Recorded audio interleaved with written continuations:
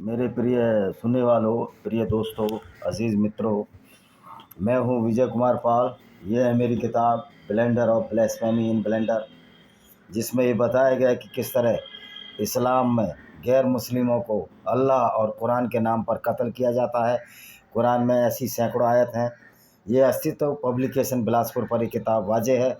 आप इसको अमेज़ॉन और फ्लिपकार्ट से भी खरीद सकते हैं। ये दूसरी किताब है मेरी, लेमेंट ऑफ सिंजार। इसमें ये बताया गया है कि इसमें किस तरह अबू बकर अल बगदादी ने कुरान की आयतें पढ़ पढ़ कर गैर मुस्लिमों यजीदी औरतों के साथ बलात्कार किया, और कुरान में इस बात का उल्लेख है कि गैर मुस्लिमों के साथ औरतों को लूट कर उनके साथ बलात्कार किया जा सकता है। ये बात हम आपको रोज़ रोज़ बता रहे हैं। और मेरी फिर तीसरी किताब है panorama of democracy in Indian contest. ये रुद्रा पब्लिकेशन बिलासपुर पर है। इसमें बताया गया है कि किस तरह हिंदुओं के साथ अत्याचार होता रहा है।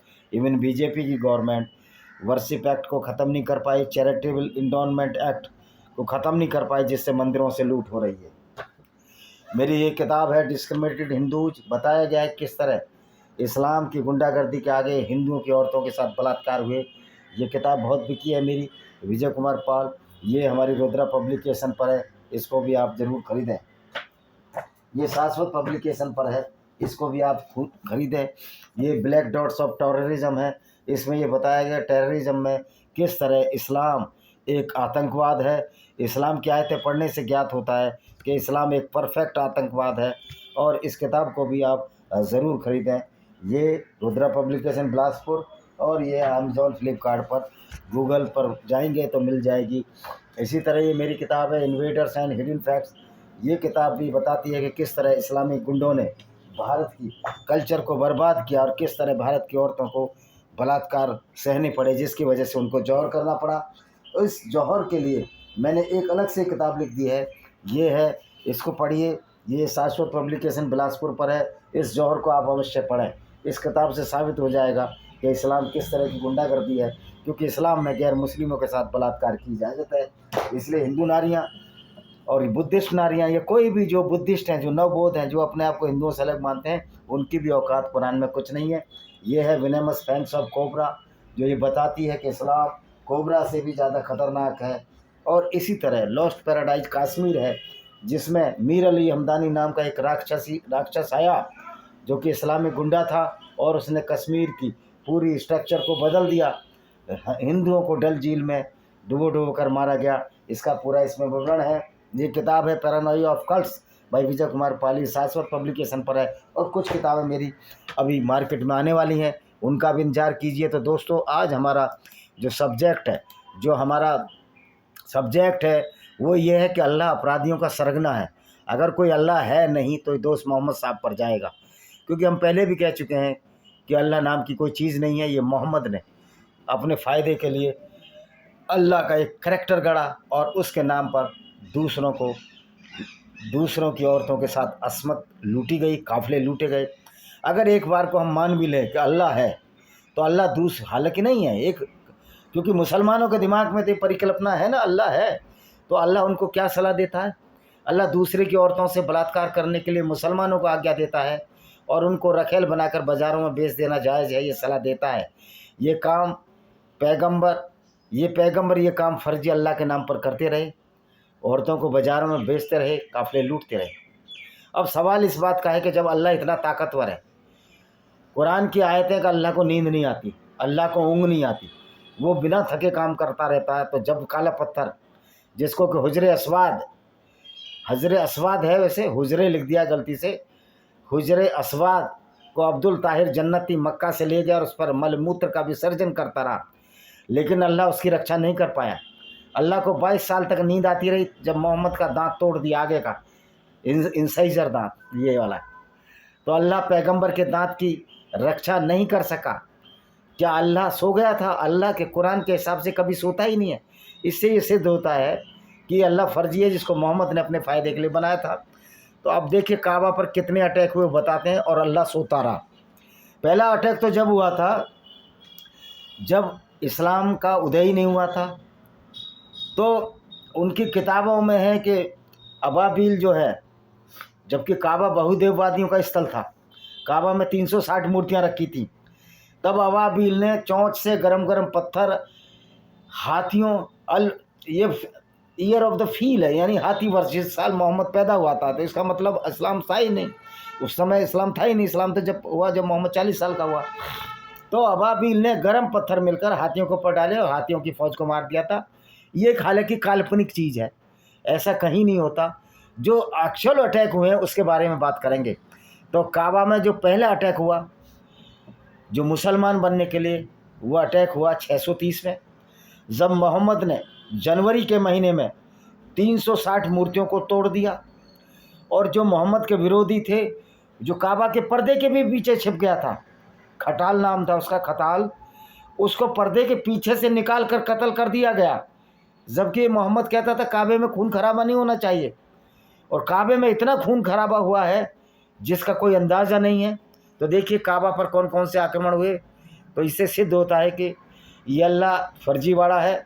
अल्लाह अपने काबा की रक्षा कर नहीं सकता और अभी भी नहीं कर सकता।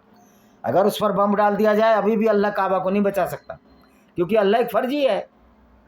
तो देखिए काबा की कई बार मरम्मत और पुनर्निर्माण किया गया है। मोहम्मद के बाद की बात है। 3 रबी 64 हिजरी में 31 अक्टूबर 683 को आग लगने से संरचना गंभीर रूप से क्षतिग्रस्त हो गई। 683 में उम्मेद और अब्दुल्ला इब्न जबेर के बीच युद्ध में मक्का की पहला घेराबंदी के दौरान एक प्रारंभिक मुस्लिम जिसने अली की मृत्यु और उम्मेद द्वारा सत्ता के समीकरण के बीच कई वर्षों तक मक्का पर शासन किया। अब्दुल्ला ने हातिम को शामिल करने के लिए इसका पुनर्निर्माण कराया। उन्होंने एक ऐसी परंपरा कई हदीसों में पाया गया है के आधार पर किया कि हातिम इब्राहिम बिन काबा की नींव का अवशेष था और मोहम्मद ने खुद इसे शामिल करने के लिए इसका पुनर्निर्माण करवाना चाहा। तो पहली बात तो ये जो इब्राहिम है, ये इब्राहिम यहूदियों का गॉड है, यहूदियों का पैगंबर है, या जो भी मानो, गॉड तो उनका याहवे है, यहूदियों का पैगंबर है। और मोहम्मद ने बड़ी चालाकी से यहूदी का अरबीकरण करके उसको इब्राहिम को इब्राहिम बना दिया, डेविड को दाऊद बना दिया, मैरी को मरियम बना दिया, जीसस को ईसा बना दिया। तो ये मोहम्मद का करामात था। वो मोहम्मद बड़ा करामाती था। जिस तरह मोहम्मद ने झूठ गढ़े अल्लाह के नाम पर, उस किताब को हम कुरान के नाम से कहते हैं, जो कि एक अर्थ अफराज शास्त्र है, उससे ज़्यादा कुछ नहीं। तो ये अल्लाह कितना ताकतवर है ये देखिए। 692 में मक्का की दूसरी घेराबंदी के दौरान काबा पर पत्थरों से बमबारी की गई, जिससे उम्मेद सेना का नेतृत्व अल हज्जाज इब्न यूसुफ ने किया।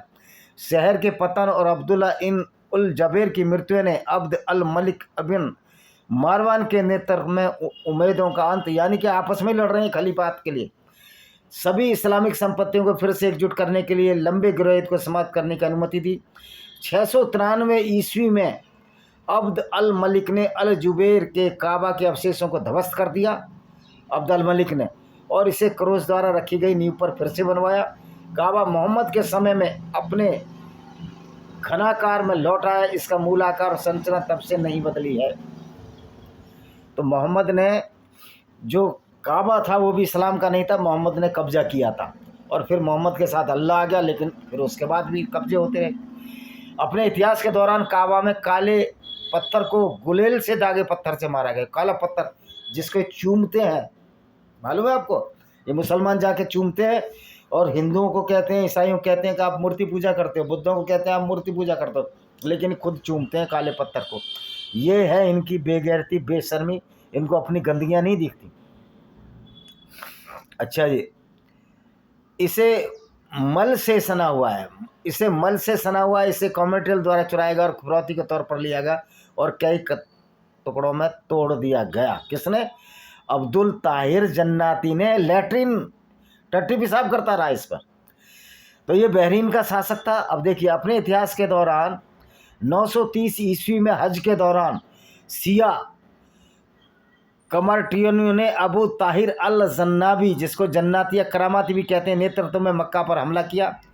तीर्थयात्रियों के शवों से जमजम कुएं को पवित्र कर दिया, यानी मार मार कर उसमें मुसलमान भर दिए गए, क्योंकि काबा मुसलमानों का था ही नहीं, ये तो गैर मुस्लिमों का था, ये तो बहुदेववादियों का था, ये तो मोहम्मद ने खुद लूटा काबा को। तो ये इतिहास इसका मोहम्मद का और इस्लाम का खून खराबे से बड़ा पड़ा, और इनके इसी वजह से आज मुसलमानों की बहुत बड़ी संख्या आतंकवादी बन बैठी है। अच्छा जी, और काले पत्थर को छीन कर ले गया। इसे पूर्वी अरब में अल अहता के रूप में जाना जाने वाले नकलिस्तान में ले गए, जहां जब तक ये रहा अब्बासियों ने इसे 992 में छुड़ा नहीं लिया, यानी 22 साल इस पर अब्दुल ताहिर जन्नाती क्या करता रहा, लेटरिन करता रहा। अब इसने देखो क्या किया, ये अबू तारिक जन्नाबी के बारे में हम आपको बता ही देते हैं। ये आ गया अब्दुल ताहिर जन्नाती, ये क्या किया इसने, इसका बताते हैं। ये देखिए, अबू ताहिर जन्नाती ने मुस्लिम तीर्थ यात्रियों में अक्सर छापा मारना शुरू किया, जो हिजाज क्षेत्र तक फैल गया। हिजाज जो अरब का इलाका है। और अपने एक छापे में वह अब्बासीद कमांडर अबू हैज इबन हमदून को पकड़ने में सफल रहा। 926 में अपनी सेना को अब्बासीद इराक के अंदर तक ले गया, जो उत्तर में कूफा तक पहुंच गया, जिससे अब्बासीद को शहर को शांति से छोड़ने के लिए बड़ी रकम का भुगतान करने के लिए मजबूर होना पड़ा। अपने घर के रास्ते में उसने वैसे भी कूफा के बाहरी इलाके को तबाह कर दिया। अपनी वापसी में अबू ताहिर ने ऐसा शहर में न केवल अपने बल्कि अपने साथियों के लिए महलों का निर्माण शुरू कर दिया और शहर को अपनी स्थायी राजधानी घोषित कर लिया। एक बार अबू ताहिर का सामना करने के लिए मुकादिर ने फिर आत्मविश्वास महसूस किया। अबू ताहिर ने अब्बासियों को अंतिम चेतावनी के रूप में जजीरा प्रांत को नष्ट कर दिया और ऐसा लौट आया। अब मक्का की लूट कैसे हुई? अबू ताहिर के शासन से पहले करमातियों ने, ये अब्दुल ताहिर जो है करमाती था, इसका सरनेम करमाती था, अरब पार करने वाले तीर्थ यात्रियों के मार्गों पर कई हमले किए। 906 में करमातियों ने मक्का से लौट रहे तीर्थ यात्रियों के कारवां पर घात लगाकर हमला किया और 20,000 तीर्थ यात्रियों का नरसंहार किया। 930 ईस्वी के हज के दौरान अबू ताहिर करमाती के सबसे भयंकर हमले का नेतृत्व किया, जब उसने मक्का को लूटा और इस्लाम के सबसे पवित्र स्थान को अपवित्र किया। हालांकि इस्लाम खुद में अपवित्र है, मक्का तो पवित्र था जब तक इस्लाम नहीं था, जब इस्लाम आया वो भी अपवित्र हो गया, क्योंकि इस्लाम तो गुंडे पैदा करता है, गुंडों की फैक्ट्री है इस्लाम। शुरू में शहर में प्रवेश करने में असमर्थ उसने सभी मुसलमानों से शहर में प्रवेश करने के अधिकार पर आह्वान किया और शपथ ली वह शांति से आया है। एक बार शहर की दीवारों के अंदर करमाती सेना ने तीर्थ यात्रियों का नरसंहार शुरू कर दिया और अपने घोड़े पर सवार होकर मस्जिद अल हरम में घुस गए और नमाज पढ़ने वाले तीर्थ यात्रियों पर हमला कर दिया। उन्होंने काबा में आग लगा दी, इसे मृत तीर्थ यात्रियों के खून से रंग दिया। तीर्थ यात्रियों को मारते समय उसने कुरान की आयतों और कविता की पंक्तियों के साथ ताना मारा।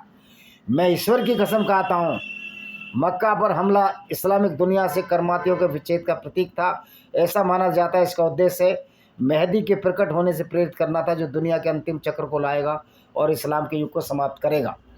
यानी वो ताना मारा कि तुम्हारा अल्लाह क्या कर लेगा, कुछ नहीं करेगा। करमातियों ने तीर्थ यात्रियों के समूह, ये अब्दुल ताहिर जन्नाबी, इसका सरनेम करमाती भी था, कुएं से अपवित्र कर दिया और काले पत्थर को जबरदस्ती छुड़ा कर ले गया। पूर्वी अरब के अल अहसा नामक नकलिस्तान में लाया, जो बहरीन में है। जब तक ये रहा तब तक अब्बासियों ने 952 में इसे छुड़ा नहीं लिया। इतिहासकार अल जुवैनी के अनुसार पत्थर को 22 साल बाद 991 में रहस्यमय परिस्थितियों में वापस कर दिया गया। एक बोरे में लपेटकर इसे ईरान में कूफा की महान मस्जिद में फेंक दिया गया था। साथ में एक नोट भी था जिसमें लिखा था, आदेश से हमने इसे लिया और आदेश से हम इसे वापस करते हैं। यानी अल्लाह कुछ भी समझ नहीं पाया। काले पत्थर की लूट हटाने से 7 टुकड़ों में टूट गया और ये कहते हैं चोरी की है। ये मुल्ले बड़े बदमाश हैं, ये चोरी बताते हैं, जबकि तो ज़बरदस्ती ले गया था। अगर चोरी किया था तो तुम छुड़ा लेते, तुम्हारी मौकात ही नहीं थी 22 साल तक मुसलमानों में। काबा का मूल संरचना तब से नहीं बदली है और मक्का की लूट 928 में अब बृहस्पति की युति को लेकर करमातियों और लोगों ने मक्का की लूट, और अब दूसरा करते हैं ना, बहुत लूट हुई है इसकी, काबे की इतनी लूट हुई है। अब ये 930 का वाक़या हो गया। अब अगला बताते हैं, अब ये हाल के भी बताएंगे।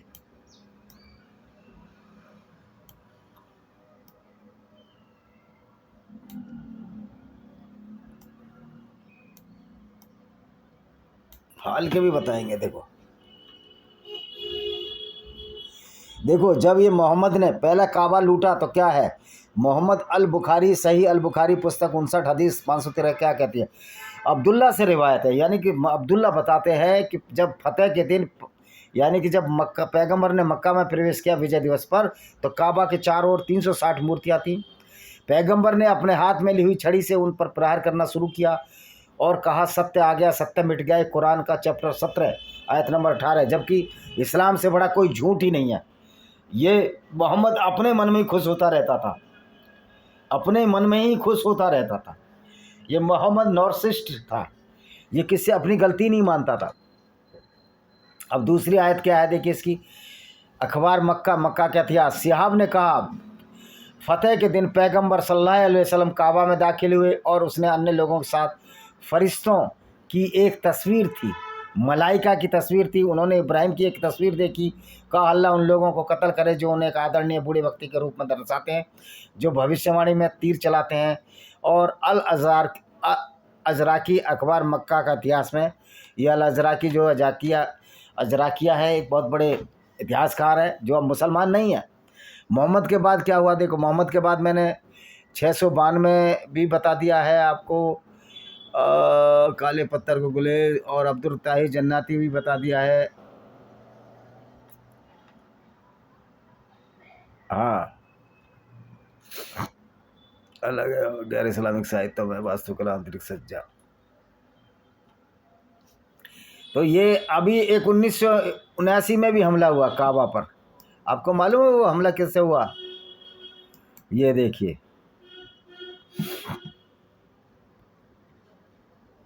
ये है पूरा लेख है, इसको हम बता देते हैं।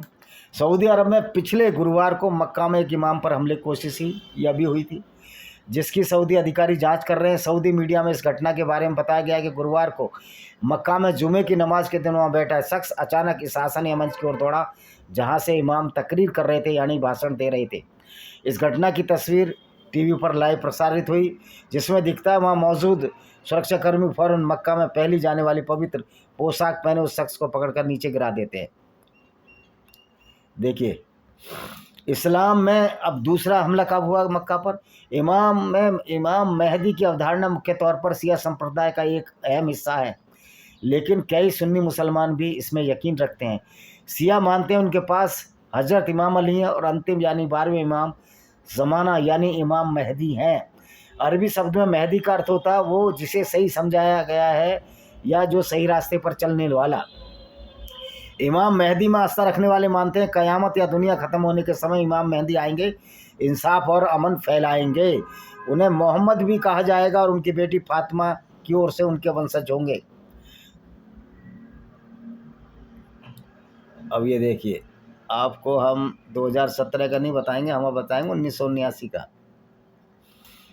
हाल के इतिहास में मक्का में हमले की सबसे गंभीर घटना 42 साल पहले घटी थी, जब खुद को मेहदी बताने वाले एक शख्स के मारक समर्थक ने काबे की मस्जिद को अपने कब्जे में लिया।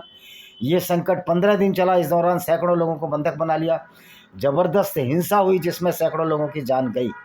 ये घटना 1979 की है, जब 20 नवंबर को मक्का में देश विदेश से आए हज़ारों हज यात्री शाम की नमाज का इंतज़ार कर रहे थे।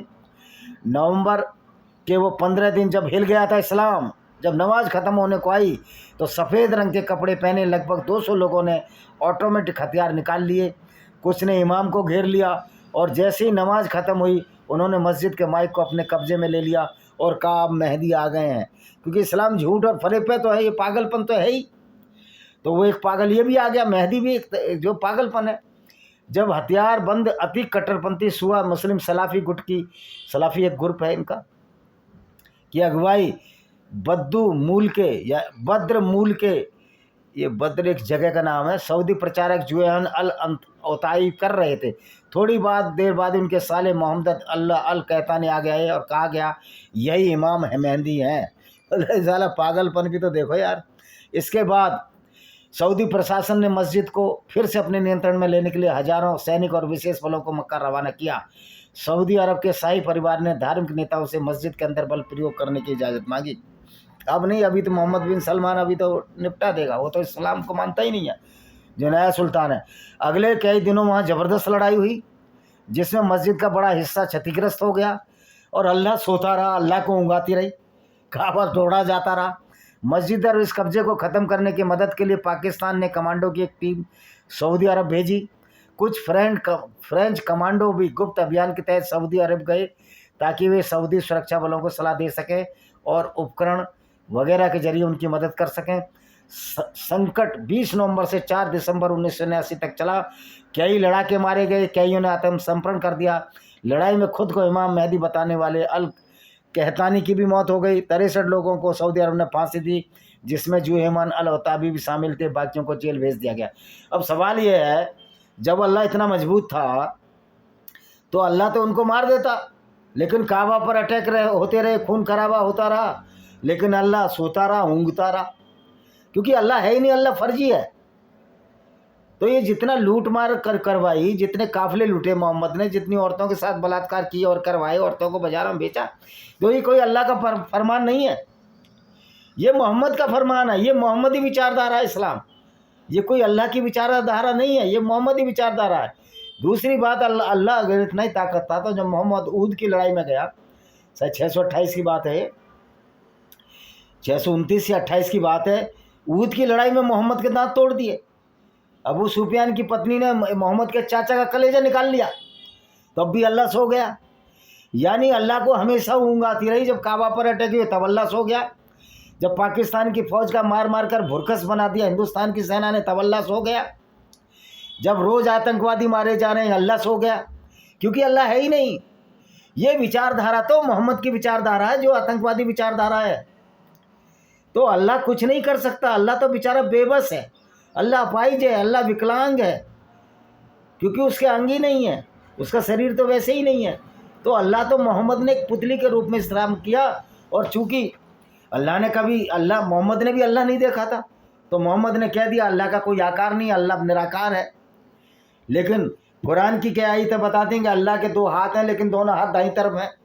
अब समझिए वो किस तरह का अल्लाह होगा, कैसा अल्लाह होगा जिसके दोनों हाथ एक तरफ हैं। यानी कि एक तरफ निराकार करते, एक तरफ उसके दोनों हाथ एक तरफ। पता है कुरान की आयत है, मैंने एक वीडियो डाला है, तो आप देख सकते हैं कि कुरान किस तरह से मोहम्मद की विचारधारा थी, और मोहम्मद ने अपने स्वार्थ के लिए इस बहसी और दर्द की विचारधारा को इस्लाम का नाम दिया। तो ये अल्लाह एक फर्जी अल्लाह था। अगर अल्लाह असली होता तो काबा की रक्षा करता। काबा की रक्षा जब तो हो रही है जब इस्लाम नहीं था। वो भी एक झूठी कहानी है। कहीं अबाबील की चोंच में गर्म पत्थर से हाथी मर सकते हैं? कभी नहीं मर सकते। ये भी एक झूठ और परे परोसा गया। तो अल्लाह था ही नहीं, अल्लाह है ही नहीं, अल्लाह ना होगा। एक अल्लाह फर्जी है, अल्लाह की कोई औकात नहीं है। अल्लाह के नाम पर जो मोहम्मद ने जो जुर्म का एक बहुत बड़ा साम्राज्य खड़ा किया, क्योंकि अगर वो खुद कत्ल करता, खुद औरतों को लूटता, बलात्कार करता, तो सारा दोष उसी पर आ जाता। और उस समय अरबी बड़े मूर्ख लोग थे, वो बेचारे ऊँट और घोड़े चराते थे। जैसा बहका दो, आज भी गांव में जैसा बहका दो वैसे ही मान जाएंगे।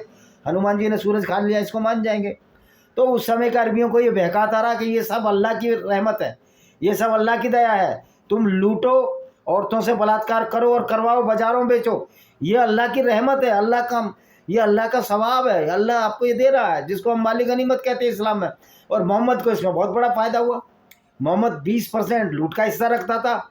जो मन में आई और तो उसके साथ इंटरकोर्स करता था, बलात्कार करता था, काम वासना की पूर्ति करता था। तो ये फर्जी अल्लाह के नाम पर जो मोहम्मद ने विचारधारा चलाई, असल में इस्लाम मोहम्मदी विचारधारा है। अल्लाह नाम की कोई चीज़ इस दुनिया में कभी नहीं रही, क्योंकि अगर दुनिया को बनाने वाला क्रिएटर होता तो कभी मुसलमान और गैर मुस्लिमों में वो भेद ना करता। और काबा की रक्षा तक जो नहीं कर पाया वो फर्जी अल्लाह है, क्योंकि मुसलमान उस समय कमज़ोर पड़ गए थे, अल्लाह था ही नहीं कभी, इसलिए काबा बार बार टूटता रहा। और अभी भी अगर इस्लामिक विचारधारा गुंडागर्दी काबा मस्जिदों से बाहर निकलेगी तो निश्चित तौर पर एक दिन इस्लाम का अंत हो जाएगा। और जैसे कि इस्लाम छोड़कर लोग जाने वालों की संख्या बढ़ रही है, इसी के साथ मैं इस वीडियो को विराम देता हूँ। वंदे मातरम, जय हिंद, आपका दिन शुभ हो।